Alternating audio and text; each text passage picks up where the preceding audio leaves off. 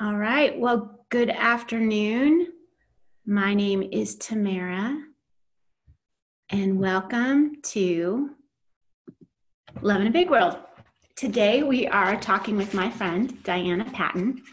She is based in Ohio, and I am here in Nashville, Tennessee. So with the wonders of technology, we are together. Yay! Yes. So Diana, tell us more about you and your story before we dig into our questions today. Well, my story is all written in a book called Inspiration in My Shoes. And it basically tells the tale of growing up with trauma, having 5 older sisters, 1 younger brother, and, having a white father in the 70s was a little challenging, not to mention he was abusive. So it really dawned on me that I really needed to share my personal story. But that was a whole lot of stuff, which is, of course, what we're going to get into. But it actually changed my life. And it made me realize my purpose. And it made me understand why I'm actually on this earth, what I need to do before I die. And I am razor focused on it because I had a brother who committed suicide. And I had a sister who died very early after learning about adverse childhood experiences. I realized that's us. And so she died underneath that kind of triangle. If anyone has ever heard of ACE, that's, of course, we can talk a little bit about that. But yeah, so my personal story is very deep. But I'm just happy to say I'm married. I have 2 kids, and I've been blessed at 22 years of marriage. And my current mission is I took my mess and I made it my message. And I'm currently working in schools and in organizations talking about social emotional learning, trauma-informed care, self-care, diversity, inclusion, and unconscious bias. So isn't it funny how God just takes this whole experience and then he goes, there you go. So here I am. Good. Well, we're excited that you are with us and that you're willing to share your story today. Absolutely. Yeah. Thank you. Courage. Thanks for the opportunity. And thank you for your work, Love in a Big World, because who wouldn't want love in this big world? So thank you for that. Thank you. So, well, let's dig right in. So you mentioned you wrote a book. Yes. And that ties right in with our first question. How do I own my power by embracing my personal story? Well, it's a very your journey. Yeah, absolutely. Because it wasn't easy. And I did a very good job of masking and hiding, which is a lot of us. I mean, it's not unusual for all of us to keep our armor up, especially if we've been hurt, because it's a natural reaction. When you've been hurt, the more hurt you are, the more guard you have. And I believe that a lot of people do that out of survival. And what happens is once you get out of survival, you don't know how to take that down because that's been how you survived. And so for some people, it allows them to do great things according to the world's eyes, right? And the great thing according to the world's eyes that I did was amass a ton of education, status, but I was killing myself on the inside.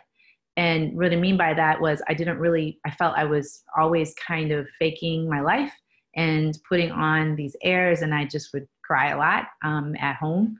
And so how do you get to that point? Well, for me, I have a deep faith and I'm very unapologetic about my faith. So I feel like with me coming to the point of surrender and saying, I can't do this anymore, and coming to a breaking point for me, you don't want to get to that point, but sometimes we have to be broken. And for me, that was, just working nonstop.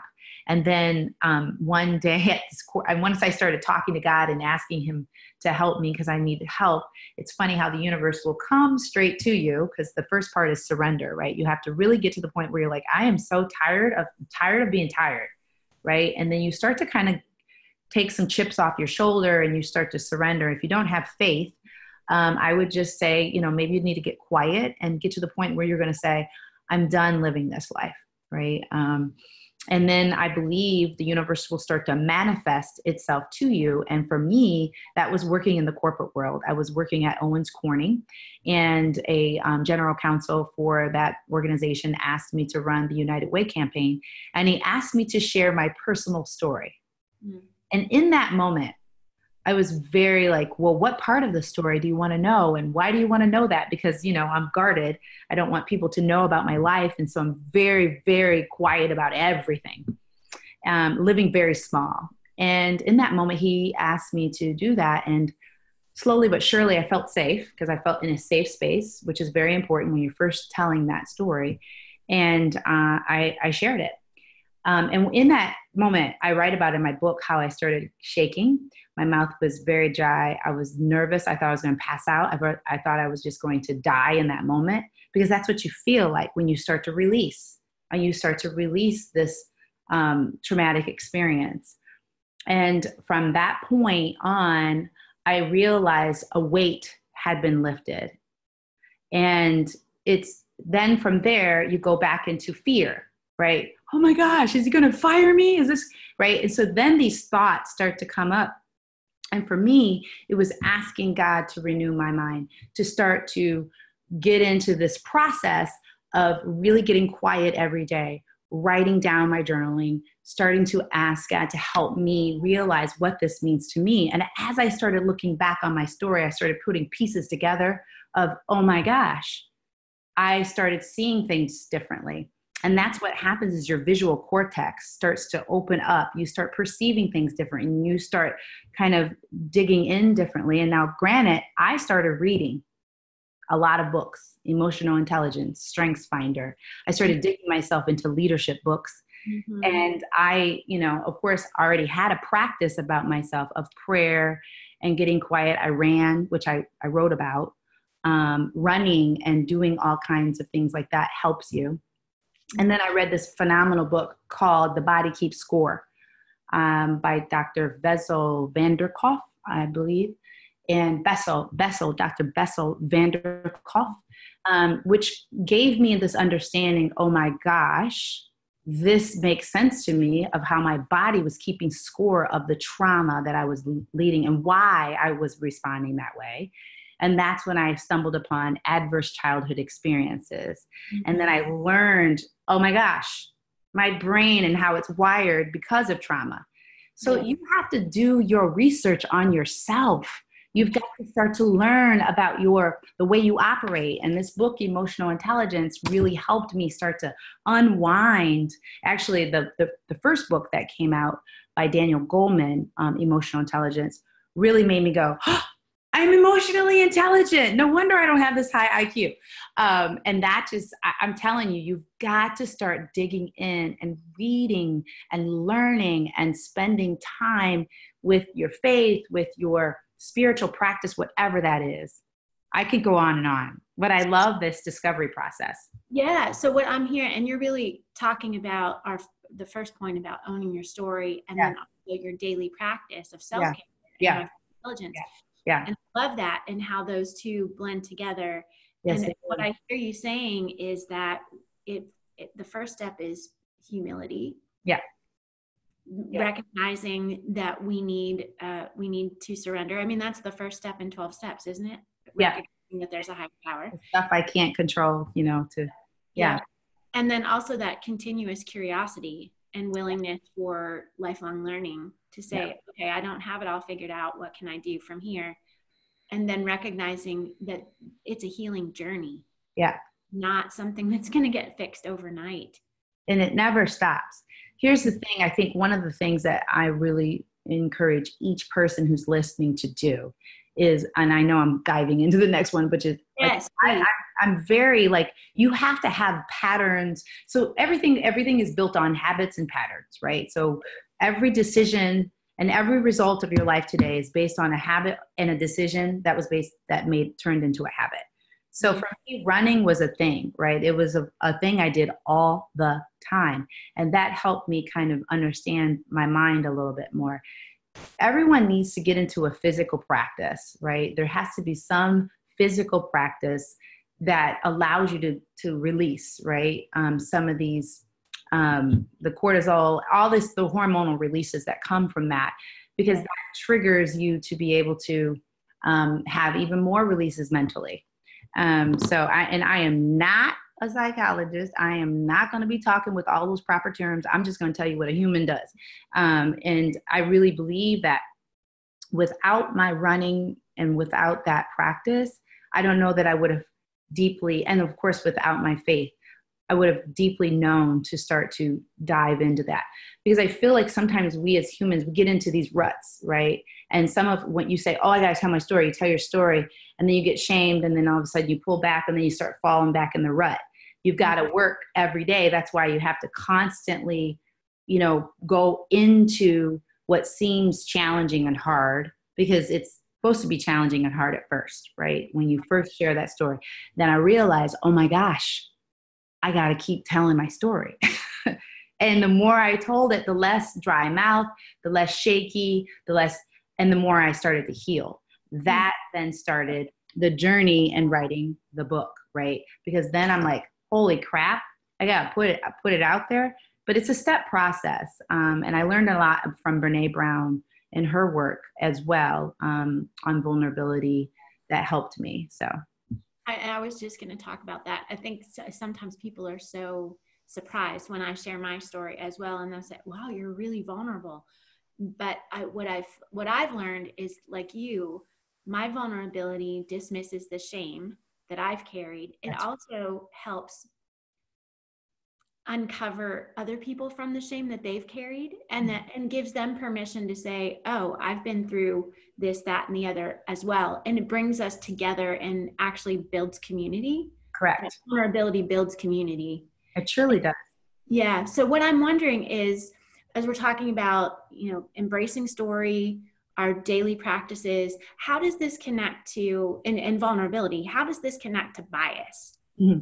Well, the bias is the rut, right? So we are programmed according to, right, our zip code, our family, our community, our church or synagogue, what we see on TV, and who we are around the most, right?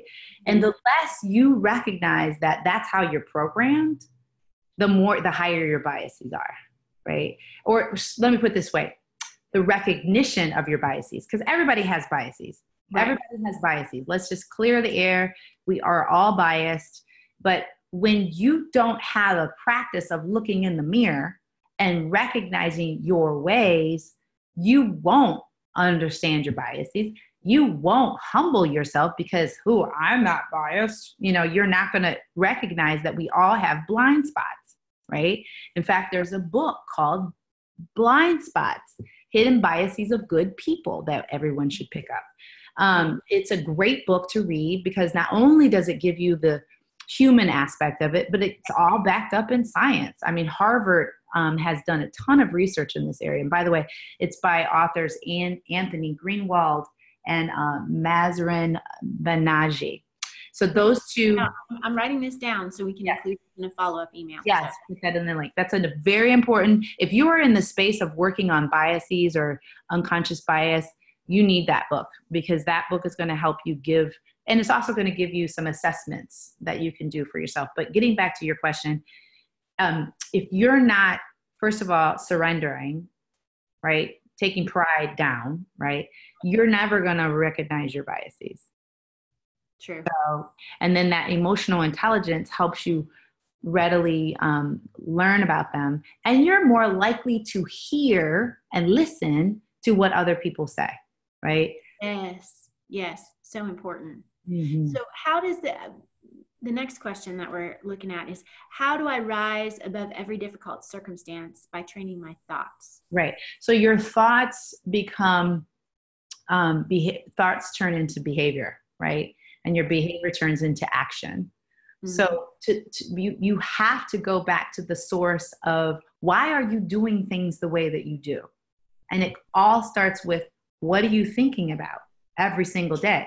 Because whatever you focus on expands. So if you are focusing on what happened 25 years ago, which most people do, because when I would get in an argument with my husband, I'm like, okay, wait a second. He's not my dad, right? Because we do these things, right, and we go right back to where we were, and we're not even aware of it. That's why it's called unconscious, right? So how do you start to recognize this? You start to control your thoughts. You start to write things down. I mean, you journal, right? You start having daily affirmations. You start declaring with an I am who I say I am. Okay. So I am a loving wife.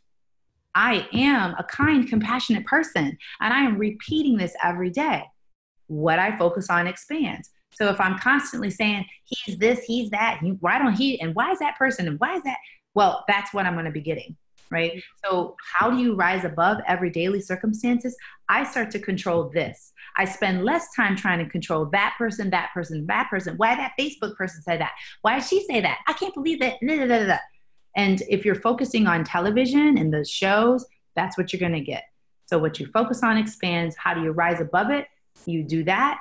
Prayer for me changes things. It is a life-changing thing. I believe in the power of prayer. When I declare my affirmations here, I get to look back and go, oh my gosh, that prayer, that affirmation was answered. So I'm all about evidence, the attorney in me, I know, but I like to know that what I'm writing down and what I'm speaking, I get to see come to reality. But don't get me wrong, it's a daily practice. Mm-hmm. You can't just wake up and go, poof, like that doesn't work, right? That's for all the older people there that get that. So I dream of genie, but I really believe that that is the way you rise above your circumstances, and you do it, and it's a daily practice, and you start to speak your truth. And I love the word practice. Yeah. Because that entails the idea that we don't get it perfect the first time. Mm-mm. Something that we work out daily, like you're saying.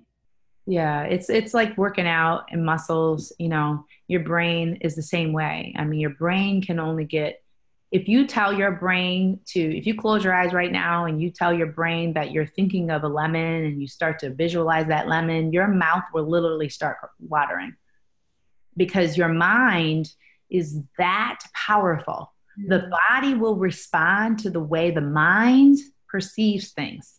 Mm-hmm. And you have to know this. You have to know this. I mean, my ancestors, when my grandmother was a slave, her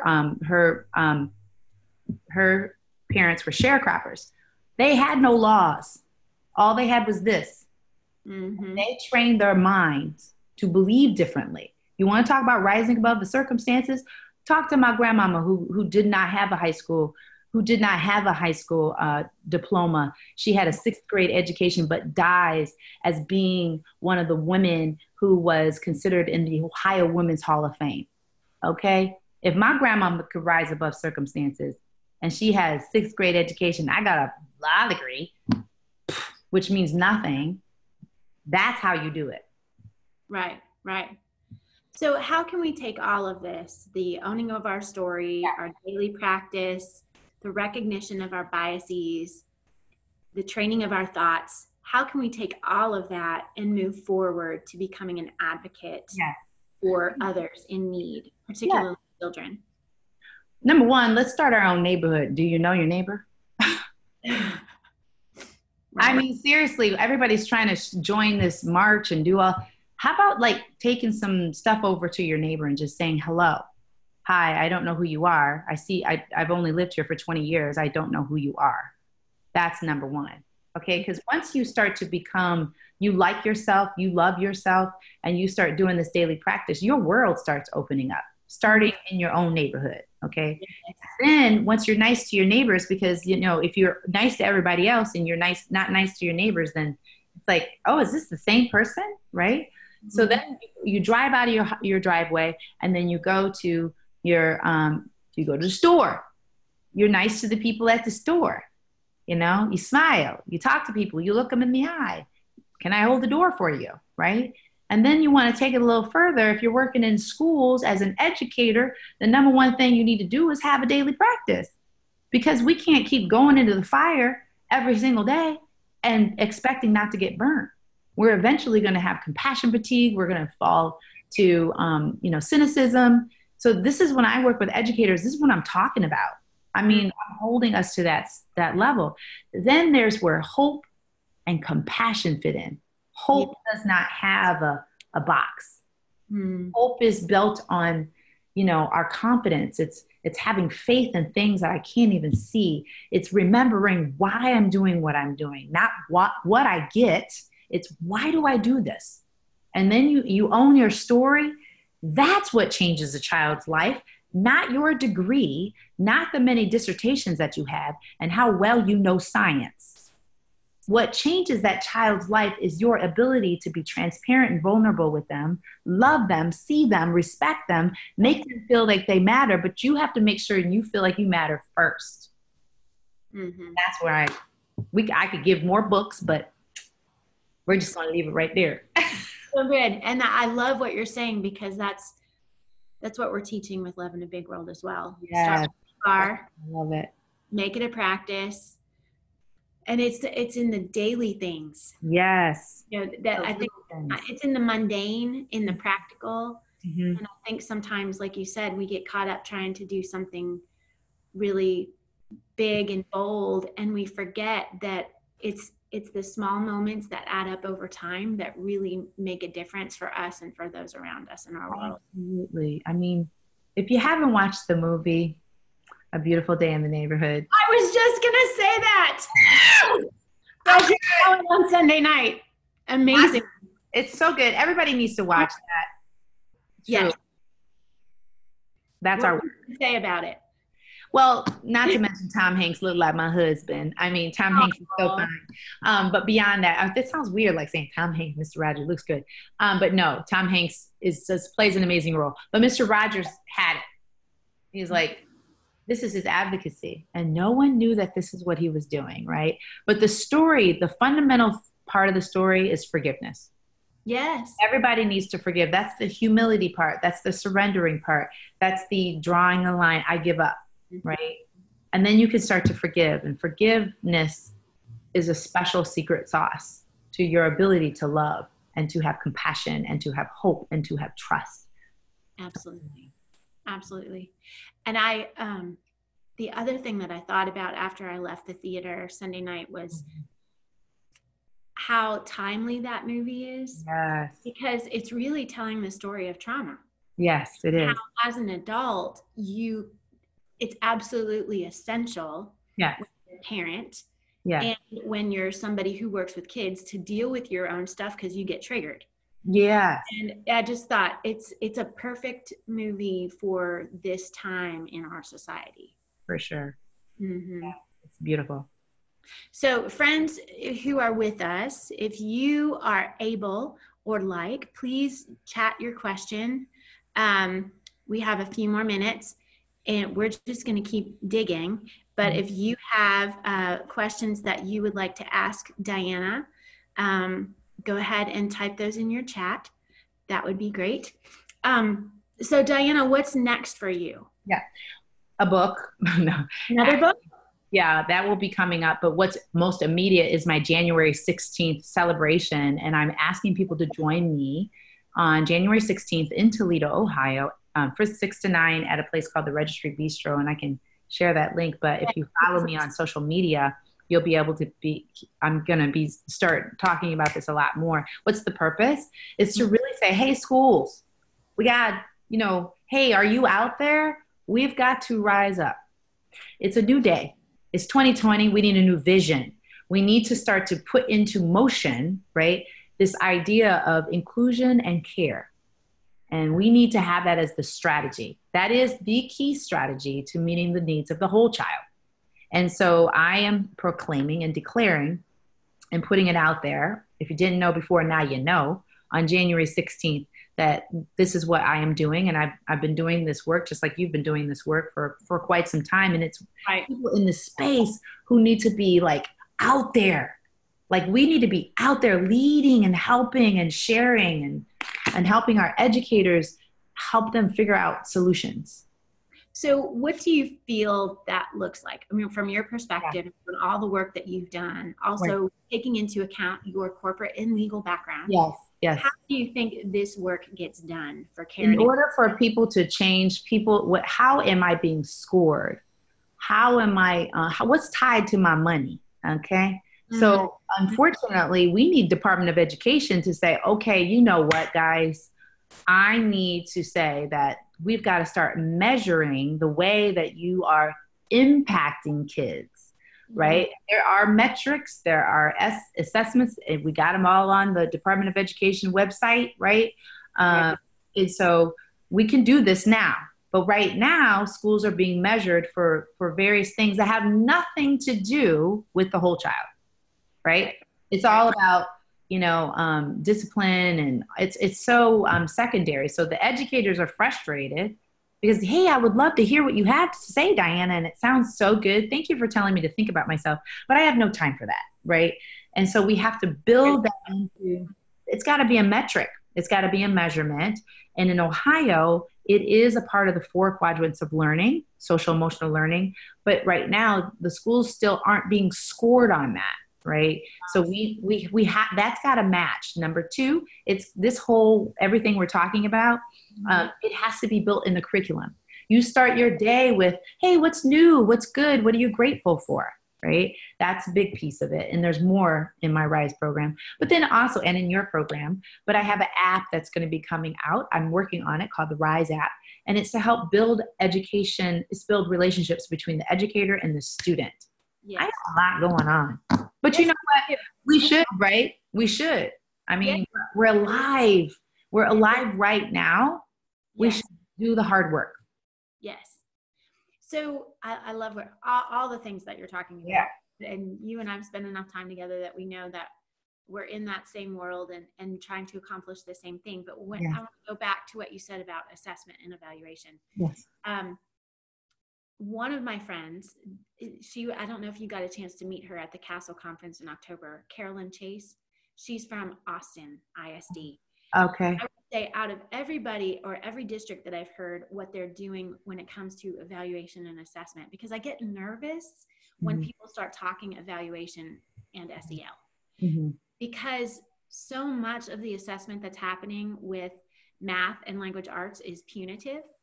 Right. Yeah. Like teachers can lose their jobs. Yes. Because a child didn't do so well. And I'm all for accountability, don't get me wrong. But when we're using the data for punitive measures, whether it's against the teacher or against the child, and trying to motivate by fear, it's not going to work. That's right. So what Austin ISD is doing when it comes to their SEL evaluation is using it as formative evaluation, so that then they're able to identify a particular school or grade level that needs additional resources. Right. They're not looking at it as, oh, well, you're not doing well and we're going to take this, we're going to pull your funding, or you're bad. It's, oh, we see there's a need there. Let's give you more support. Right. So well, I mean, they do that evaluation piece. That's a great point. And they do that in the hospitals now. I mean, if I knew that if I was going to give you my information and that this was going to be used against me, I wouldn't tell you anything about my health. So there's a thing called privacy and HIPAA. So we need to do the same thing in education. So in order for me to feel like I can trust you, so you have to protect this data, and it has to be used in the right manner, because you could destroy a kid's life, and it's currently being destroyed. I mean, why are all the brown and black kids being disciplined at such higher rates? I mean, we can talk about bias. That's another talk. But a whole nother webinar. Well, in our last couple moments together, what are some closing thoughts that you have for us, Diana? I think all of us should really begin to come into 2020 with a new vision of ourselves and really begin to assess who we want to show up to be in 2020. What kind of life do we want to lead? Do we want to be on the side of action in terms of owning our own story, being real with ourselves, being authentic, being transparent, and really doing the hard work? And if we can begin to surrender all of the stuff that our past and how it's holding us back, and really be transparent, and we can really, really change things. That's going to take a lot of prayer, a lot of focus, and a lot of commitment on everyone's part. So that's my prayer for everyone. Yes, thank you. And it's going to take a lot of hard work. And I think that hard work can only be done when we work together. Absolutely. So I thank you so much for sharing your time and your wisdom with me and with us. And I look forward to more collaborations and partnerships in 2020. I can't wait. Yes. Thank you. Happy holidays, everyone. Happy holidays, everybody. And we'll see you in 2020. All right. All right. Bye-bye. Bye. Oh, there's a chat. Okay.